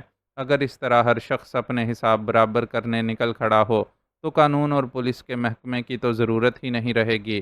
لوگ ایک دوسرے کو خود ہی بدلوں اور سزاؤں کا شکار بناتے رہیں گے اور انسانی بستیوں میں جنگل کی فضا قائم ہو جائے گی۔ اس نے سخت لہجے میں جگو کو اس کے غلط رویے کا احساس دلانے کی کوشش کی۔ پولیس اور قانون کا بھروسہ ہی کہاں ہے سر جی؟ اگر یہ لوگ مجرموں کو پکڑ کر سزائیں دینے والے ہوتے تو ہر طرف اتنی ناانصافی اور ظلم کیوں ہوتا؟ جگو نے دھیمے لہجے میں اس کی بات کا جواب دیا۔ اس کے انداز سے صاف ظاہر تھا کہ اس نے محض شہریار کے لحاظ میں اپنی آواز پست کر رکھی ہے، ورنہ پولیس والوں کی اس کی نظر میں کوئی عزت اور وقت نہیں تھی۔ اور کسی کو بھروسہ ہو یا نہ ہو، تمہیں بھروسہ کرنا چاہیے کیونکہ تمہارا مجرم بر وقت پکڑا گیا ہے، اور جب ہم نے اسے گرفتار کیا ہے تو پھر اسے اس کے جرم کی سزا بھی دلوائیں گے۔ جگو کو یہ جواب دیتے ہوئے شہریار کی آواز کافی بلند تھی۔ معافی چاہتا ہوں سر جی، یہ تو آپ کا احسان ہے کہ مجرم پکڑا گیا ہے اور میں آپ کے آگے بحث بھی نہیں کر سکتا۔ بس اتنا کہوں گا کہ میں نے ایک عمر پولیس کے ساتھ آنکھ مچولی کرتے ہوئے گزاری ہے، اس لیے میں ان لوگوں کی رگ رگ سے واقف ہوں۔ اس کی بلند آواز کے رد عمل میں بھی جگو کا لہجہ پست ہی رہا اور اس نے شہریار کے آگے ہاتھ جوڑتے ہوئے عاجزی سے جواب دیا۔ اس بار شہریار اسے کچھ کہہ نہیں سکا۔ جگو کی شخصیت سے وہ یہ اندازہ تو پہلے ہی قائم کر چکا تھا کہ اس شخص کی زندگی شریفانہ سرگرمیوں میں نہیں گزری ہے۔ اب اس نے واضح طور پر اس بات کا اظہار بھی کر دیا تھا کہ پولیس تھانہ اس کے لیے کوئی نئی یا انجان چیزیں نہیں ہیں۔ یہ میرا فون نمبر ہے، اگر کبھی آپ ضرورت محسوس کریں تو بس ایک فون کر دیجئے گا، میں سر کے بل چلا آؤں گا۔ وہ کاغذ کی ایک پرچی پر لکھا اپنا فون نمبر اسے تھما کر سلام کرتا ہوا تیزی سے باہر نکل گیا۔ شہریار اپنے ہاتھ میں تھمائی گئی پرچی اور جاتے ہوئے جگو دونوں پر ایک ایک نظر ڈالتا جہاں کا تہاں بیٹھا رہا۔ مشابرم خان نے اپنے شانے سے لٹکا بھاری رک سیک نیچے پٹخا اور خود ایک بڑے سے پتھر سے ٹیک لگا کر بیٹھ گیا۔ اس کی آنکھیں بند تھیں اور وہ گہرے گہرے سانس لے کر اپنے پھیپھڑوں میں زیادہ سے زیادہ آکسیجن جمع کرنے کی کوشش کر رہا تھا۔ اس وقت اس نے ایک کافی کٹھن چڑھائی طے کی تھی اور اس کٹھنائی کی وجہ سے ہی اس کا سانس پھول گیا تھا۔ پھولی ہوئی سانس پر قابو پا کر اسے ہموار کرنے کے بعد اس نے تھرماس نما بوتل نکالی اور اس کا ڈھکن کھول کر پانی کے بڑے بڑے گھونٹ پینے لگا۔ یہ نمکول ملا پانی تھا جس نے اس کے تھکے ماندے جسم کو فوری توانائی مہیا کی۔ ماں کی خواہش کے احترام میں پہاڑوں کی زندگی ترک کر کے ڈرائیوری کا پیشہ اختیار کرنے والے مشابرم خان کو پہاڑوں کے مزاج سے خوب آشنائی تھی۔ اس نے آنکھیں کھولتے ہی اپنے گھر میں ایسا ماحول دیکھا تھا کہ اس کے لیے پہاڑوں سے یکسر انجان رہنا ممکن ہی نہیں تھا۔ اس کا باپ اور بڑا بھائی ہر وقت سفر میں رہتے تھے۔ انہوں نے غیر ملکی ٹیموں کے ساتھ کئی اونچی اونچی چوٹیوں کو سر کیا تھا۔ مشابرم خان کا باپ اپنے تینوں بیٹوں کو بھی اسی پیشے میں دیکھنا چاہتا تھا، چنانچہ وہ وقتاً فوقتاً انہیں گر کی باتیں بتاتا رہتا تھا۔ مشابرم خان نے اپنے باپ کے ساتھ ایک دو نسبتاً چھوٹی مہمات میں حصہ بھی لیا تھا، پھر اس کا باپ حادثے کا شکار ہو گیا اور اس کے بعد بڑا بھائی بھی۔ ان دو حادثات نے اس کی ماں کو اتنا خوفزدہ کیا کہ اس نے زندہ رہ جانے والے اپنے باقی دونوں بیٹوں کو بلندی کے سفر سے روک دیا۔ دونوں نے ہی ماں کی اس خواہش کا احترام کیا۔ اکرم خان نے خود کو صرف اسکردو سے ہوشے تک محدود کر لیا اور وہ خود رزق کے حصول کے لیے پہاڑی وادیاں چھوڑ کر میدانی علاقوں میں چلا گیا۔ اس کی یہ ہجرت رزق کے حصول سے زیادہ اپنے شوق کو قابو میں رکھنے کے لیے بھی تھی۔ در حقیقت وہ پہاڑوں کا عاشق تھا اور اسے معلوم تھا کہ وہ اکرم خان کی طرح خود کو محدود رکھ کر یہاں نہیں رہ سکتا۔ اس کی مہم جو فطرت کے لیے یہ ممکن نہیں تھا کہ وہ کسی ایکسپیڈیشن ٹیم کو ہوشے کی کیمپنگ سائٹ پر چھوڑ کر خود واپس آ جاتا۔ اسے معلوم تھا کہ اگر وہ وہاں تک جائے گا تو پھر اس سے آگے جانے سے خود کو ہرگز بھی نہیں روک پائے گا، اور اس صورت میں وہ ماں کی نافرمانی اور دل آزاری کا مرتکب ہو سکتا تھا۔ لہٰذا اس نے خود کو پہاڑوں سے دور رکھنا ہی مناسب سمجھا، مگر شاید اس کی پہاڑوں سے محبت یک طرفہ نہیں تھی۔ خود پہاڑ بھی اس سے ملاقات کے مشتاق تھے، جو انہوں نے خود اسے پکار لیا اور وہ یہ سفر اختیار کرنے پر مجبور ہو گیا۔ محدود تجربے کے باوجود اس نے اب تک کا سفر کامیابی سے طے کیا تھا اور اپنے اندازے کے مطابق اس مقام کے قریب پہنچ چکا تھا جس کی نشاندہی سفر سے واپس آنے والے ایک پورٹر نے کی تھی۔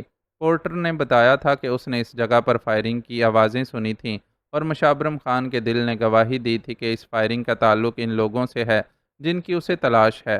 چنانچہ وہ زیادہ سوچ بچار کیے بغیر روانہ ہو گیا اور نہایت کامیابی سے سفر کر کے اتنی دور تک پہنچ کر یہ ثابت کر دیا تھا کہ مچھلی کے بچے کو کسی سے تیرنا سیکھنے کی ضرورت نہیں ہوتی۔ سفر کے لیے جو لوازمات درکار تھے ان کے سلسلے میں بھی اسے کوئی پریشانی نہیں اٹھانی پڑی تھی۔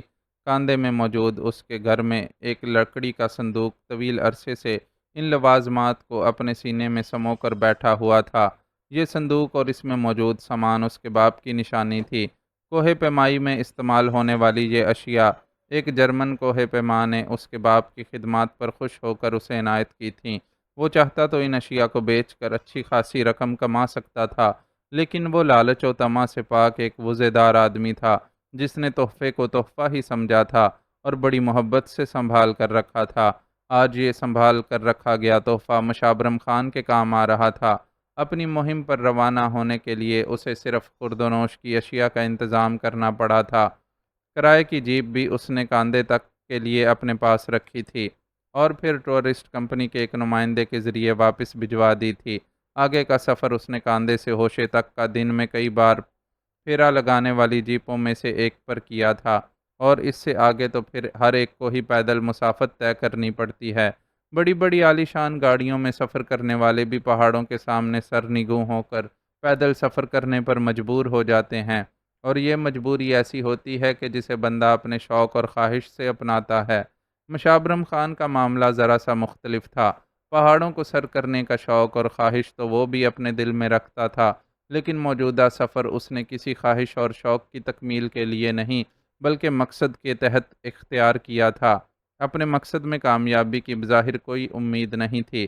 اس سفر کو اختیار کر کے اس نے ایک طرح سے بلائنڈ چال چلی تھی، لیکن بس یہ اس کے اندر کی آواز تھی جسے سن کر وہ چل پڑا اور اب انسانی آبادی سے بہت دور اس ویران برفزار میں موجود تھا۔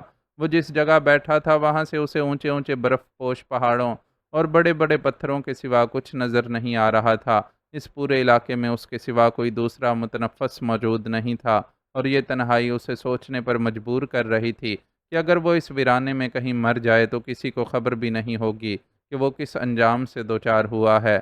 اس کی جان پہچان والے اسے ہمیشہ ایک گمشدہ شخص ہی سمجھتے رہیں گے، خاص طور پر شہریار کو اس کی گمشدگی پر ضرور ہی تشویش ہوتی۔ اس نے مشابرم خان پر اعتماد کرتے ہوئے اسے چند ذمہ داریاں سونپی تھیں۔ وہ خلوص دل سے اس کے لیے کام کرتا بھی رہا تھا، لیکن اپنی جذباتیت کی وجہ سے یہ غلطی کر بیٹھا تھا کہ سفر پر روانہ ہونے سے پہلے شہریار کو اطلاع نہیں دی تھی۔ اس کا اچانک غیاب یقیناً شہریار کے لیے پریشانی کا باعث بنا ہوگا، لیکن مجبوری یہ تھی کہ اب کچھ ہو بھی نہیں سکتا تھا۔ وہ اس وقت زمین کے جس خطے پر موجود تھا وہاں سے کسی سے رابطے کی کوئی صورت نہیں تھی، چنانچہ اپنی غلطی کے ازالے کے لیے اسے اب یہی کرنا تھا کہ کسی طرح کوئی بڑی کامیابی حاصل کر کے واپس لوٹے، اور کامیابی کا دار و مدار بڑی حد تک قسمت پر تھا۔ قسمت اسے کہاں لے جانے والی تھی وہ نہیں جانتا تھا، لیکن اسی پر بھروسہ کر کے کچھ دیر سستانے اور سانس ہموار کرنے کے بعد اپنی جگہ سے اٹھا اور ایک بار پھر رکسیک کو شانے سے لٹکا کر چلنے کے لیے تیار ہو گیا۔ ابھی چند قدم ہی چلا تھا کہ اس کی نظر کافی فاصلے پر موجود کسی سیاہ چیز پر پڑی۔ دور سے دیکھنے پر وہ سفید برف پر موجود کوئی سیاہ دھبا محسوس ہوا تھا، اور اتنا نمایاں تھا کہ اس کا اس طرف متوجہ ہونا لازمی تھا۔ وہ تیز تیز قدموں سے چلتا ہوا اس سیاہ دھبے کی طرف بڑھنا شروع ہو گیا۔ جیسے جیسے فاصلہ سمٹتا جا رہا تھا، منظر زیادہ واضح ہوتا جا رہا تھا۔ یوں لگ رہا تھا کہ وہ کوئی بہت بڑا سیاہ سا پتھر ہے جسے برف نے ڈھانپ لیا ہے، اور اس کا صرف ایک حصہ برف کے لباس سے باہر نکل کر جھانک رہا ہے۔ مشابرم خان شاید اسے کوئی پتھر سمجھ کر نظر انداز کر دیتا، لیکن اس علاقے میں سفر کرتے ہوئے اس نے اب تک ایک بھی اس نوعیت کا پتھر نہیں دیکھا تھا۔ چنانچہ تجسس کی انگلی تھامے وہ اس برف کے ڈھیر کے پاس پہنچ گیا اور ہاتھ بڑھا کر اس کے سیاہ حصے کو انگلیوں کی مدد سے چھوا۔ فوری طور پر اس کے جسم میں سنسنی کی ایک لہر سی دوڑ گئی۔ اس کا اندازہ بالکل درست تھا۔ دور سے پتھر دکھائی دینے والا ڈھیر واقعی پتھر نہیں تھا، بلکہ کسی جانور کا مردہ جسم تھا جس کی کھال سردی سے سخت ضرور ہو گئی تھی، لیکن بہرحال یہ اندازہ لگایا جا سکتا تھا کہ وہ کوئی پتھر نہیں ہے۔ اپنے تجربے کی بنیاد پر مشابرم خان یہ قیاس کر سکتا تھا کہ اس جثے کا جانور یاک کے سوا کوئی اور نہیں ہو سکتا۔ اپنے اندازے کی درستگی کو جانچنے کے لیے اس نے بغور اس ڈھیر کا جائزہ لیا، اور پھر اپنے سامان میں سے ایک کھرپی سی نکال کر احتیاط سے برف کو ہٹانے لگا۔ برف کی وہ تہہ بہت پرانی نہیں تھی، اس لیے اسے بہت زیادہ محنت نہیں کرنی پڑ رہی تھی۔ بالآخر 5-6 منٹ کی کوشش کے بعد وہ اپنے مقصد میں کامیاب ہو گیا۔ اس کا اندازہ بالکل درست تھا۔ برف کی تہہ میں سے جو چہرہ باہر نکلا تھا وہ 100% ایک یاک کا تھا، جس کی موت کی وجہ کا تعین کرنے میں اسے بالکل بھی دقت پیش نہیں آئی۔ یاک کی کھوپڑی میں موجود گولی کا سوراخ بے حد نمایاں تھا۔ مشابرم خان ایک گہرا سانس لیتا ہوا سیدھا کھڑا ہو گیا۔ قسمت نے اب تک اس کا خوب ساتھ نبھایا تھا۔ گولی سے ہلاک شدہ اس یاک کا مردہ جسم گواہ تھا کہ وہ اس جگہ پر پہنچ گیا ہے جس کی اسے تلاش تھی۔ یاک کی کھوپڑی میں موجود سوراخ کا قطر ظاہر کر رہا تھا کہ اس کی موت کا سبب بننے والی گولی کسی رائفل سے نکلی تھی۔ اسے یقین تھا کہ اس مقام پر رائفل کا استعمال کرنے والے لوگ وہی ہو سکتے ہیں جنہوں نے اکرم خان کو ہلاک کیا تھا اور ماہبانوں کو اغوا کر کے ان پہاڑوں میں کہیں روپوش ہو گئے تھے۔ اپنے دشمنوں کی کہیں قریب ہی موجودگی کے خیال سے اس کا دل زور زور سے دھڑکنے لگا، لیکن فی الحال اسے وہاں کسی انسان کا نام و نشان نظر نہیں آ رہا تھا۔ ایک امکان یہ بھی تھا کہ فائرنگ کا واقعہ ان کے ٹھکانے سے دور پیش آیا ہو اور وہ یہاں سے کہیں دور موجود ہوں۔ حقیقت جو بھی تھی ابھی تک پردے میں ہی تھی، اور وہ جس طرح قسمت اور اپنی لگن پر بھروسہ کر کے یہاں تک آیا تھا، اسی طرح آگے کا سفر بھی جاری رکھنے کا ارادہ رکھتا تھا۔ لیکن اب وہ محتاط ہو گیا تھا اور پہلے کی طرح بے خطر سفر کرنے کے بجائے خود کو چٹانوں اور پتھروں کی آڑ میں چھپا کر سفر کرنے کی کوشش کر رہا تھا۔ اس نے اپنے وجدان کے سہارے خود ہی ایک سمت کا تعین کر لیا تھا اور اس سمت میں بڑھتا چلا جا رہا تھا۔ سفر کا یہ پر امید مرحلہ شروع ہوئے ابھی مشکل سے آدھا گھنٹہ ہی گزرا تھا کہ اس نے زمین میں دھمک سی محسوس کی۔ اس دھمک کو سن کر وہ اپنی جگہ ساکت ہو گیا اور اپنے اطراف کا چوکنا نظروں سے جائزہ لینے لگا۔ جلد ہی اس کے سامنے سنائی دینے والی دھمک کی وجہ آ گئی۔ وہ ایک قوی الجثہ یاک تھا جو اس کی نظروں کے سامنے سے بڑی شان سے گزرتا ہوا اسی سمت جا رہا تھا جس سمت میں وہ خود بھی سفر کر رہا تھا۔ یاک کی پشت پر اسلحہ بردار دو آدمی سوار تھے۔ اگر مشابرم خان ایک بڑے پتھر کی آڑ میں نہ چھپا ہوا ہوتا تو ان کی نظروں کی زد میں آ سکتا تھا، لیکن خیر گزری اور وہ یاک سوار اس کے سامنے سے گزرتے چلے گئے۔ وہ آگے نکلے تو مشابرم خان بھی اپنی اتھل پتھل ہوتی دھڑکنوں کو سنبھالتا ہوا ان کے پیچھے چل پڑا۔ وہ جس اندھے راستے پر چل رہا تھا اس پر ان یاک سواروں کا نظر آ جانا کسی غیر متوقع مشال کے جل اٹھنے کے برابر تھا۔ ان دونوں کو دیکھ کر ایک تو اسے یہ تقویت حاصل ہوئی تھی کہ اس کا اب تک کا سفر رائے گاں نہیں گیا، دوسرے اب وہ ان کے نقش پا پر چلتا ہوا ان کے ٹھکانے تک بھی پہنچ سکتا تھا۔ بے حد احتیاط پسندی کا مظاہرہ کرتے ہوئے اس نے تعاقب شروع کر دیا، لیکن وہ جانتا تھا کہ وہ پیدل چل کر ان کا تعاقب جاری نہیں رکھ سکتا۔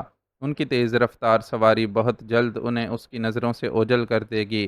اس مسئلے کے حل کے لیے اس کے ذہن میں ایک ترکیب آئی اور وہ ان کے تعاقب میں ان کے پیچھے پیچھے چلنا ترک کر کے ایک قریبی نسبتاً اونچی پہاڑی پر چڑھنے لگا۔ یہ چڑھائی کچھ مشکل نہیں تھی، اس لیے جلد ہی وہ بلندی پر پہنچ گیا۔ اب شمال کی طرف جانے والا یاک اور اس کے سوار اس کی نظروں کے سامنے تھے۔ تا حد نگاہ پھیلے ہوئے منظر میں وہ انہیں سفر کرتا ہوا دیکھتا رہا، یہاں تک کہ محو سفر یاک کی متحرک تصویر لمحہ بلمحہ چھوٹی ہوتے ہوتے پہلے ایک سیاہ نقطے میں ڈھلی، پھر اس کی نظروں سے اوجھل ہو گئی۔ یاک کے نظروں سے اوجھل ہو جانے کے بعد وہ ایک گہرا سانس لیتا ہوا پہاڑی سے نیچے اتر آیا اور خود بھی اس سمت میں چلنا شروع کر دیا جہاں تک اس کی نظروں نے ساتھ دیا تھا۔ وہاں تک کا راستہ اس کے لیے واضح تھا، اس کے بعد آگے شاید اسے پہلے ہی کی طرح قسمت پر بھروسہ کرنا پڑتا، بعد کی بعد میں دیکھی جائے گی۔ یہ سوچ کر وہ چل پڑا۔ یاک نے جو فاصلہ نہایت قلیل وقت میں طے کر لیا تھا اسے طے کرنے میں اس کا اچھا خاصا وقت اور توانائی خرچ ہوئی۔ اس مسافت کی تھکن اتارنے اور توانائی بحال کرنے کے لیے وہ کچھ دیر کے لیے بیٹھ گیا۔ ذرا سا سستا لینے اور پانی کے گھونٹ حلق میں انڈیل لینے کے بعد اس نے ارد گرد کا جائزہ لینا شروع کر دیا تاکہ آگے کے سفر کے لیے سمت کا تعین کر سکے۔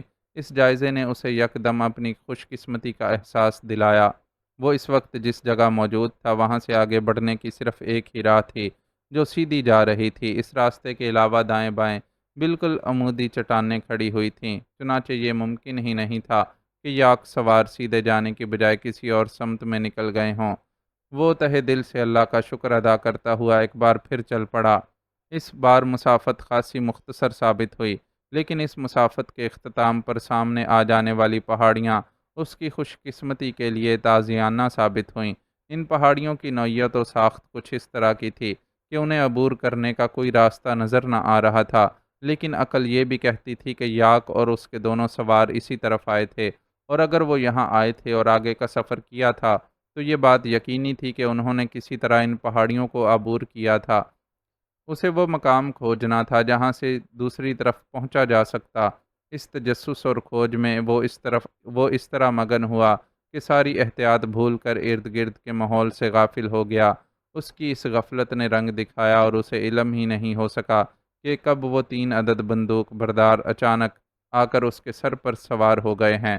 وہ تو ان کی طرف اس وقت متوجہ ہوا جب ایک بندوق کی نال اس کی کنپٹی پر آ کر لگی اور اسے گراتی ہوئی آواز میں دونوں ہاتھ سر سے اوپر اٹھا لینے کا حکم دیا گیا۔ معزز ناظرین و سامعین، لائک، کمنٹس اور شیئر ضرور کریں۔ شکریہ۔